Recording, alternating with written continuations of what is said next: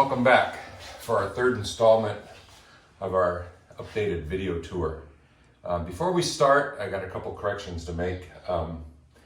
In the last couple of videos, I accidentally said bed after using the term rack about 6 times, and I called the deck a floor. And the son of a sailor should never do that, because my dad used to tell me, grab a mop and help your mom swab the deck, or get out of that rack in the morning. So I knew better, but anyhow, I'm not a sailor, just for truth in advertising. But I'll make sure we don't go upstairs today. We might go topsides. But anyhow, this is our third installment, and I wanted to talk a little bit today about our collaboration agreement that we have with the Building Futures Academy, the vocational high school, and the Discovery Challenge Academy, a local military-run academy here. And to do that, I'm going to introduce our instructor, John Van Huystee, who's been with us for a number of years. Come on in, John.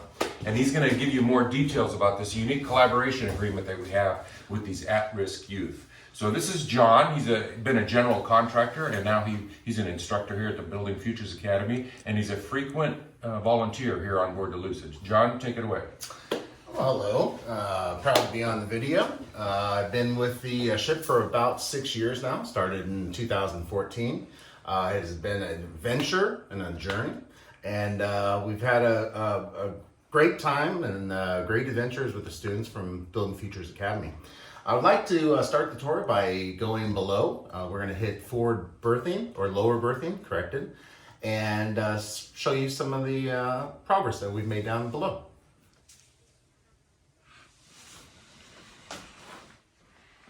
All right, welcome back. You are now in lower berthing, which is kind of our storage area for some of the electrical that's going to be going down here in the 1 level. As you've seen through some of the scanning the camera of some of the materials that we've taken from multiple ships, unfinished items down below, and up on the tables you see of all the pretty shiny brass material. I have to say, I have to hand all of this work to one gentleman, Charlie Pyle, which was our electrician on the ship. He was a 40-year commercial electrician, and he was a great volunteer. He's put hundreds, if not thousands of hours into the ship, doing some of his beautiful polishing of the brass work, junction boxes, light switches. All the material you see down here in this lower berthing area is going to be used on these levels. He's even taken some of these original switch boxes, as you can see below here, taken completely apart, rebuilt, and restored back to almost a brand new condition.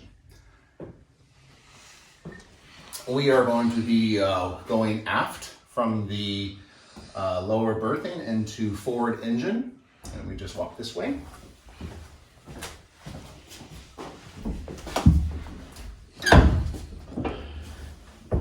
Watch your step.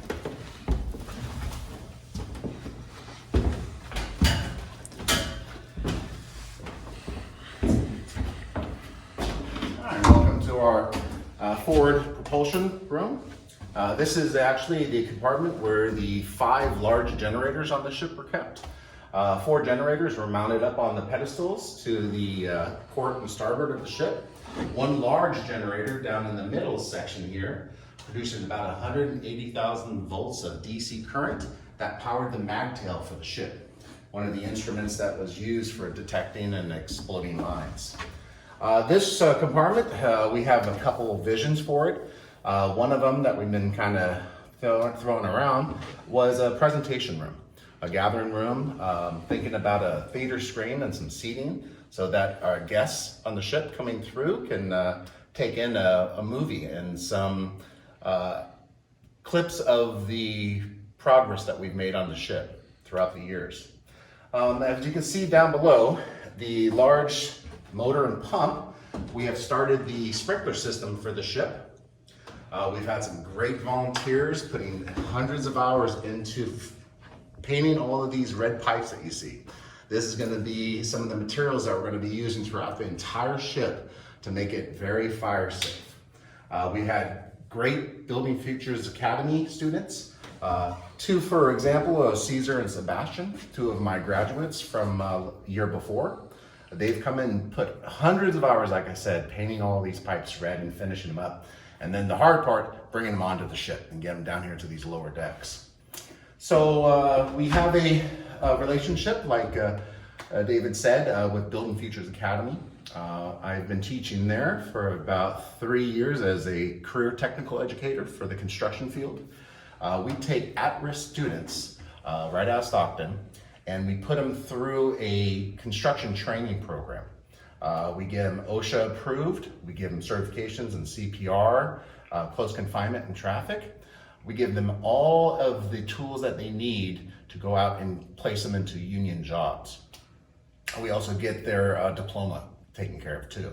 So when they come onto our school, our site, these are the students that have had problems throughout their lives, not a lot of help from other schools. So we take them in, give them a career training, and then we put them into construction fields. That is Building Futures Academy. We also have a relationship with Discovery Challenge Academy, which is a military-based school that we have cadets coming out twice a month. They bring anywhere from 8 to 12 cadets, females and males, and we put them through an afternoon on a Saturday of volunteering on the ship. They've done great projects here on the ship, everywhere from the very top of the ship to the 04 level, working on the railings and the decks, all the way down to here, which is the 1 level in the propulsion room and the generator room. They also help with all of the steel pipes, scraping all of the paint. And this is the very beginning of the process of some of the work that is done on the ship. You can see the beautiful woodwork that is in the ship with all the beautiful curves and the heavy timbers that are used. This is some of the first hands-on process of the ship, is taking some of the old kind of civilian applied latex paint. We take all that off, we get down to the original paint, into the wood, and then we refinish from there. Some of the projects that we've done, coming forward here, we actually have a great volunteer, Jack Frost. He comes all the way from Arizona at least 2 or 3 times a year. He took on a project last year, which was repairing of some fire damage on our ship. You can see by some of the blackened timbers here that we've left to point out some of the initial damage in here. Jack has actually repaired all of the stuff that you see in the white here is all new timbers, and rebuilt some of the curvatures to the original timbers of the ship. All new bulkhead here, and then we have a new watertight bulkhead door. We're going to go ahead and go into the propulsion room out of this forward engine room. Watch your step.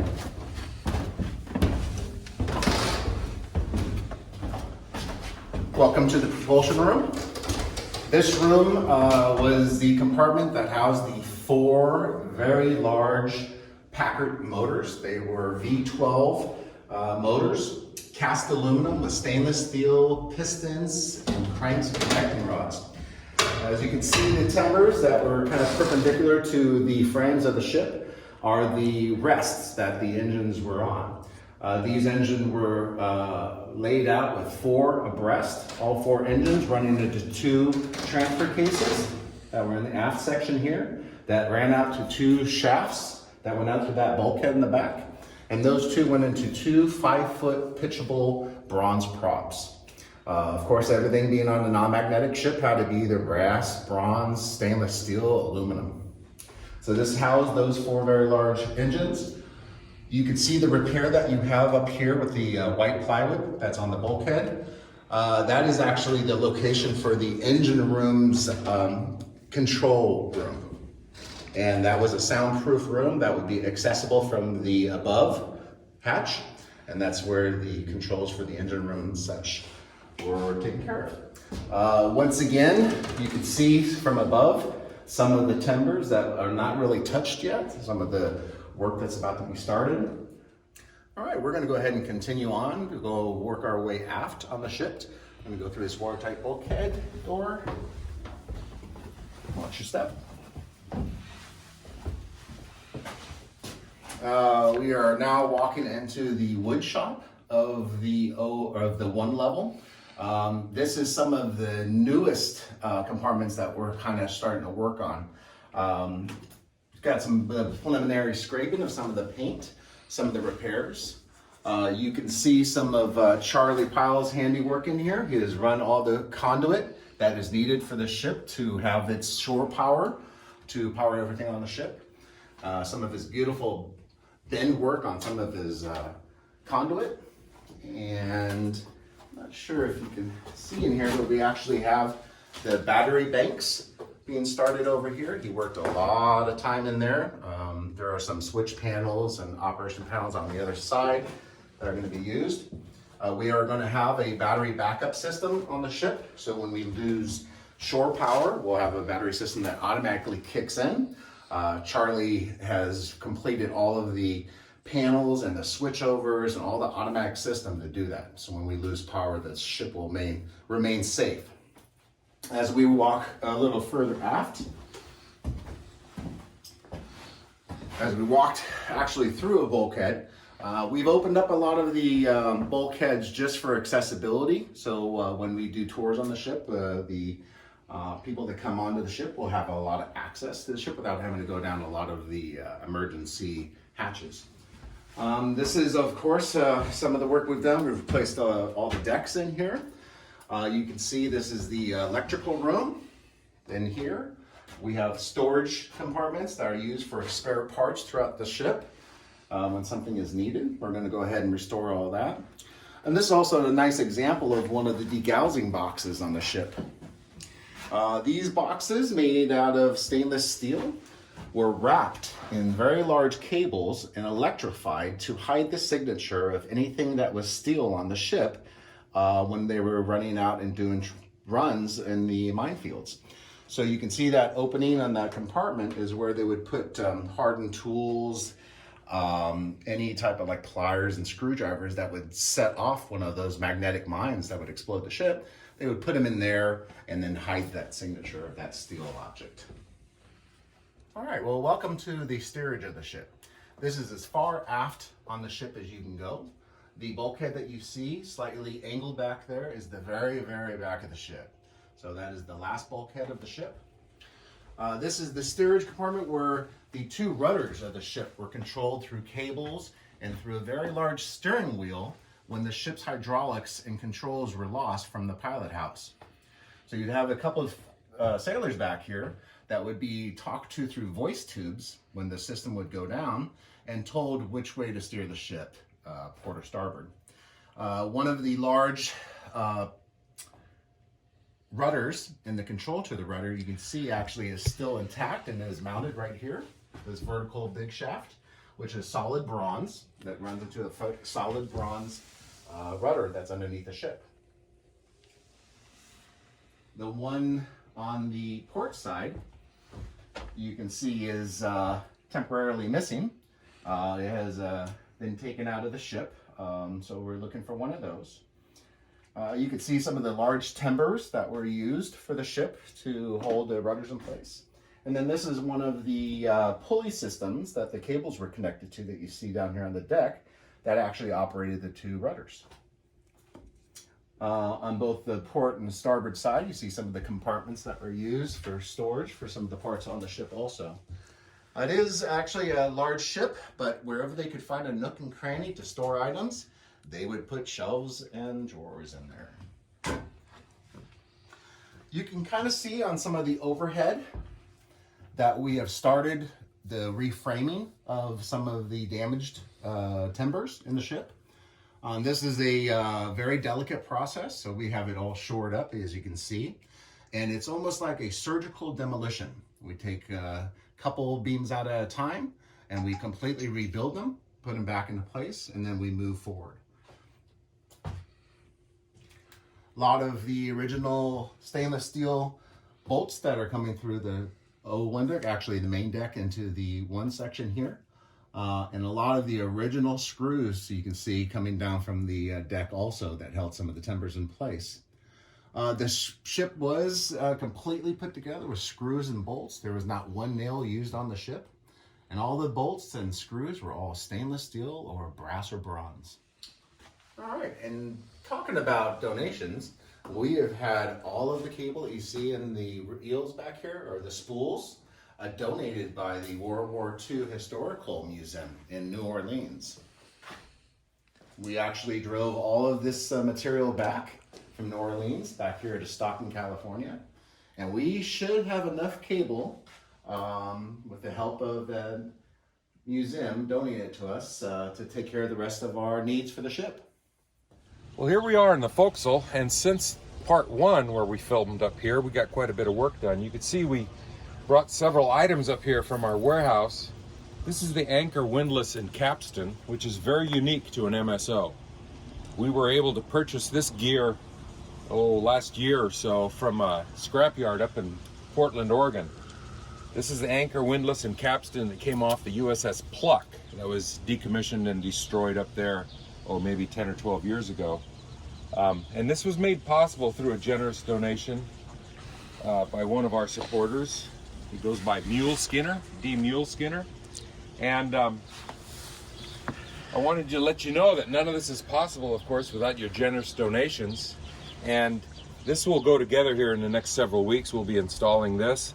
And right here where my cameraman is standing, of course, once again, I want to talk to you about the 40 millimeter, which mounts right here. We were able to find one, and I talked in our first video about donations to help us make that purchase. Several donations have come in. We're up to about $12,000 on this $20,000 fund.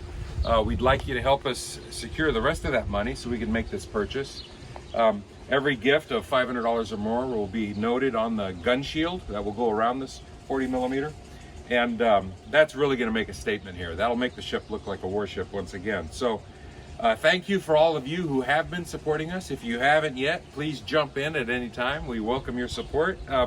One of our great donors here sent me his stimulus check last week. He thought we could use it more than he could, and we really appreciate that. And that was Gary Elliott. He's a longtime volunteer, comes over from the Bay Area, and we really appreciate that. So once again, that wraps it up for our third installment. We'll be filming the fourth installment. Look for that soon. Thank you. Bye now.